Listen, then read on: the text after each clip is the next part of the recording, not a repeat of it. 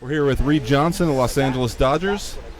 How do you like being back in Southern California playing for one of the hometown teams? Oh, it's awesome.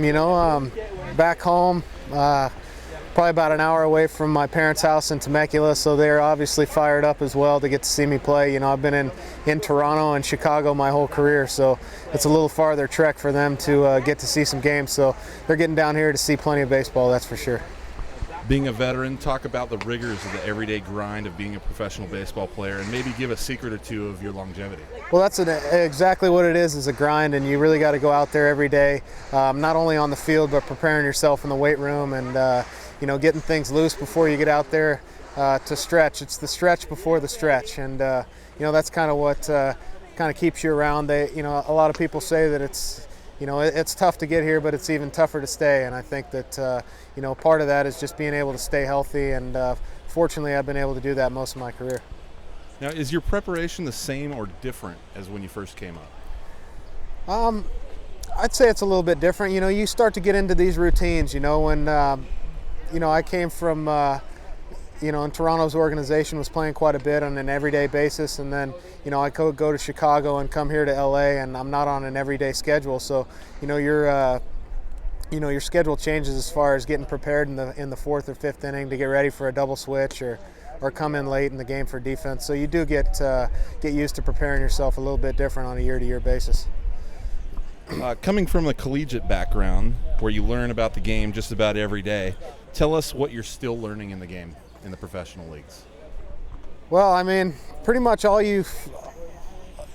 I've learned, throughout this game has been learned really at the collegiate level and at the minor league level. And I think here is just really, fine-tuning your skills and being able to stay consistent with those things that you learn on an everyday basis, those things that you learn in college. I think, a lot of the things that I did okay in college, I can do more on an everyday basis now today. And I think that's really what makes a difference between, a big league player and a minor league player is that consistency.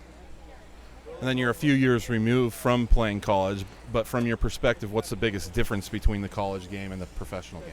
I think just the speed of it. I think a big difference is base running. It seems like even when you go down to the minor leagues for a rehab stint, if you're hurt, you realize that the defense is just a whole lot different there. Those base hits that you get up the middle are taken away from you when you get to the big leagues. So it is a little tougher to hit 300 in this league. I think you really honestly got to take 4 good at bats a night if you plan on hitting 300 in this league, because the defense is just so good and players are so fast.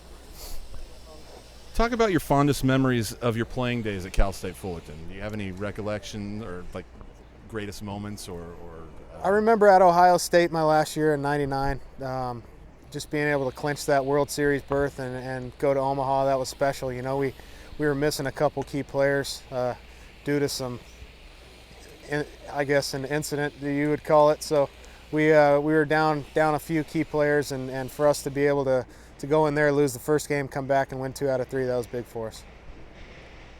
How were your playing days at Fullerton beneficial to you in your professional career?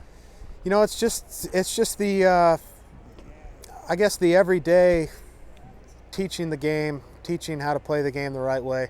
And I was the same in high school as I was in college. We had a lot of the same coaches from the same background that were at my high school. That when I transferred over to Fullerton at the collegiate level, it was really a comfortable transfer for me. And they play the game the right way. They teach you how to play the game. They teach you how to move runners swinging the bat. They teach you how to move runners by sacrificing or bunting for a hit.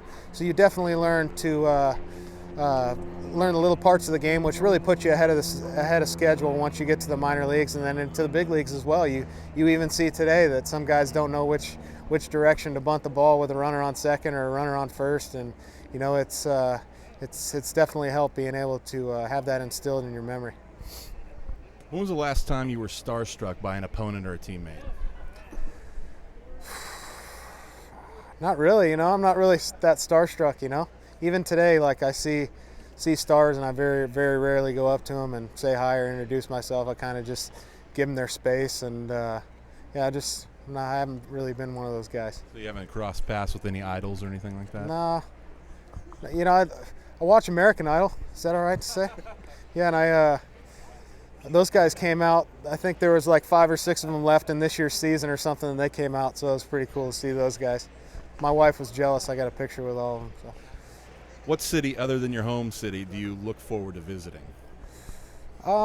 I enjoy Chicago and I enjoy Boston. I really like the, a lot of those baseball cities with a bunch of tradition. I think it's neat to go to places like that. And obviously playing in Toronto, being in the American League East, I had my fair chances to, to play in Boston, and then being able to play for the Cubs in Chicago is just a, real big tradition there. So all those types of places are real special to me. On the road, what city has the best food? I think Chicago, man. They got. I'm more of a steak and potatoes type of guy, and if you want a steakhouse, that's definitely the place to get one. It seems like there's one on every corner. And the last question: what is your favorite park to play in? I'd say probably Boston. I just enjoy the history of playing in that ballpark, and I've always had some success there too. So I think those two things combined makes it a good spot for me. Thanks to Reed Johnson of the Los Angeles Dodgers. Thanks, Greeny.